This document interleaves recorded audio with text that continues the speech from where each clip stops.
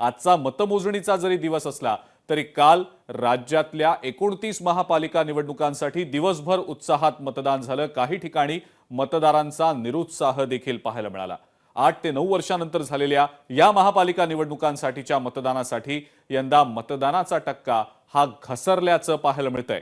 सोलापूर महापालिकेत सुद्धा मतदानाचा टक्का घसरलाय। 52 ते 55% इतकंच मतदान सोलापूर पालिकेसाठी झाल्याचं समजतंय। राज्यातल्या 29 महापालिकांमध्ये नेमकं किती मतदान झालंय आपण स्क्रीनवर सध्या पाहतो आहोत।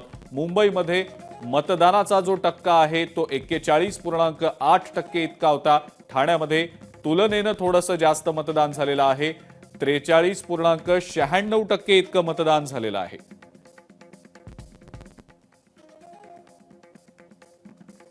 उल्हासनगरमध्ये आपण पाहतो आहोत सध्या 34.88% इतकं मतदान झालंय, तर भिवंडी निजामपूर पालिकेसाठी 38.21% इतकं मतदान झालेलं आहे।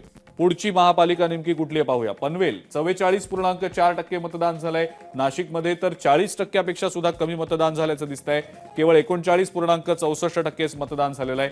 जळगावमध्ये 34.27% इतकंच मतदान झालेलं आहे। जळगावकरांचा निरुत्साह मतदानासाठीचा काल पाहायला मिळाल्याचं आपण पाहतो आहोत। अहिल्यानगरमध्ये सुद्धा 48.49% इतकंच मतदान झालेलं आहे। पुढची मतदानाची आकडेवारी बघूया। सोलापूरमध्ये 40.39% इतकं मतदान झालेलं आहे।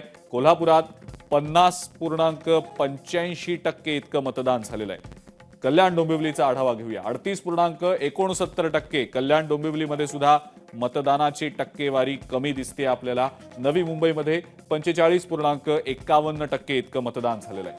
मीरा भाईंदर मधला आकडा बघूया। 38.34% इतकं मतदान झालंय, तर वसई विरार पालिकेसाठी 45.75% इतकं मतदान झालंय। मालेगाव मधला आकडा 46.18%, धुळेमध्ये 36.49% इतकंच मतदान झालेलं आहे। धुळेकरांनी सुद्धा निरुत्साह मतदानासाठी दाखवलाय, आकडेवारी तसं सांगतेय।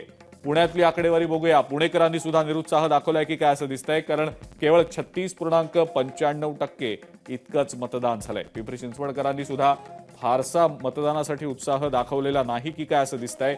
40.50% इतकंच मतदान पिंपरी चिंचवडसाठी झालेलं आहे। सांगली मिरज कुपवाड 41.79%, छत्रपती संभाजीनगरमध्ये 43.67%, म्हणजे मतदानाची टक्केवारी ही बऱ्याच पालिकांमध्ये घसरल्याचं दिसतंय। नांदेडमध्ये सुद्धा 42.47% इतकंच मतदान झालेलं आहे। लातूरमध्ये 43.58% इतकं मतदान झालेलं आहे।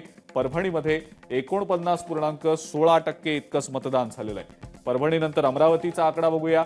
40.62% इतकंच मतदान अमरावतीत झालंय। अकोल्यामध्ये 43.35% इतकंच मतदान झालेलं आहे। पुढची महापालिका कुठली आहे? नागपूर, मुख्यमंत्र्यांचं नागपूर 41.23% इतकंच मतदान झालेलं आहे। नागपूरकरांचा सुद्धा थोडासा निरुत्साह मतदानाचा दिसतोय। चंद्रपूरमध्ये सुद्धा टक्केवारी कमी आहे, 38.12% इतकंच मतदान चंद्रपूर पालिकेसाठी झालेलं आहे।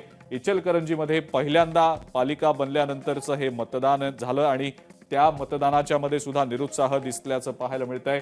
जालन्यामध्ये 45.94% इतकंच मतदान झालेलं आहे।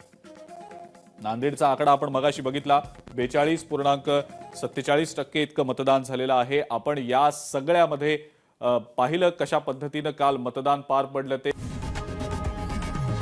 लोकशाही मराठी ऐका, पहा, जागरूक रहा।